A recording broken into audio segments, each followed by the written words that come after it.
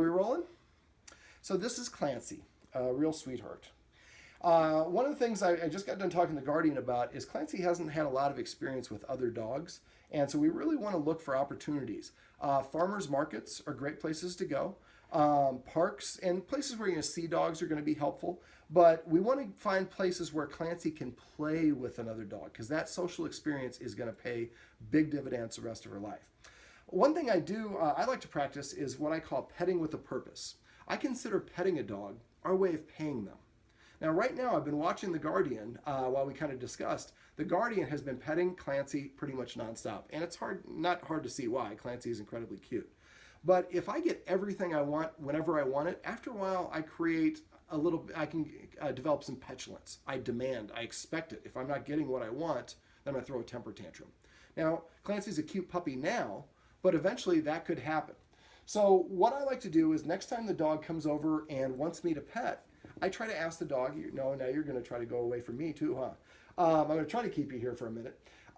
Instead of petting the dog just for no reason, I'm going to let Clancy do what he wants. But I like to ask the dog to sit, and as soon as it sits, I start petting it and I say the word sit. Now, I like to pet a dog under the chin right here. When a dog feels good about himself, his nose is parallel to the ground or tilted upward. So when I pet a dog here, I'm able to facilitate a positive body structure, and it helps Clancy feel a little bit better about, Clancy's a boy, right? Mm-hmm. Better about himself. So this also helps teach him to sit on command, because when I come over to the human, if I sit, I'm rewarded. If I just come over to the human and I don't sit, I'm not rewarded. Well, I like being rewarded. Right now he's trying to do a little humping.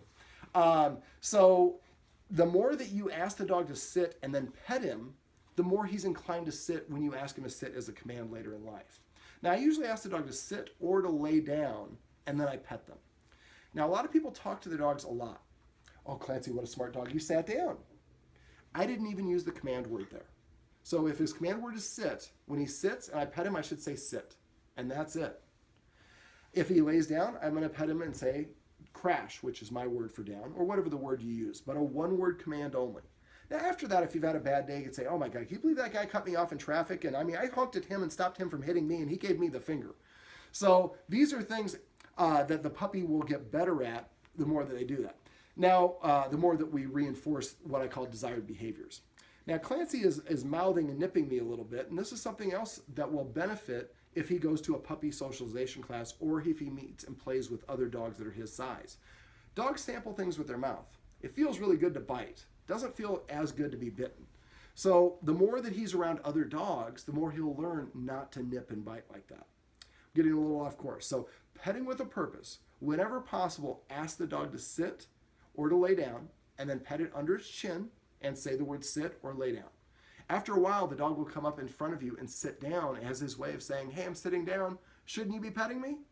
And as often as we can, we should. But this way we create a dog that sees, I have to ask for the humans to give me something rather than being able to tell the humans to do something. And while it's cute now, later on in life, it won't be so cute if you're eating dinner and he jumps up in your lap or comes up with muddy paws onto your leg. And of course, now he's trying to do it. Now, this isn't, we'll talk about this a little bit off camera, the humping. But petting with a purpose is the easiest thing that you can do that will have the biggest impact on your dog in terms of return on investment.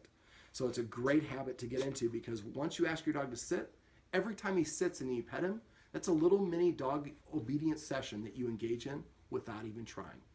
That's petting with a purpose.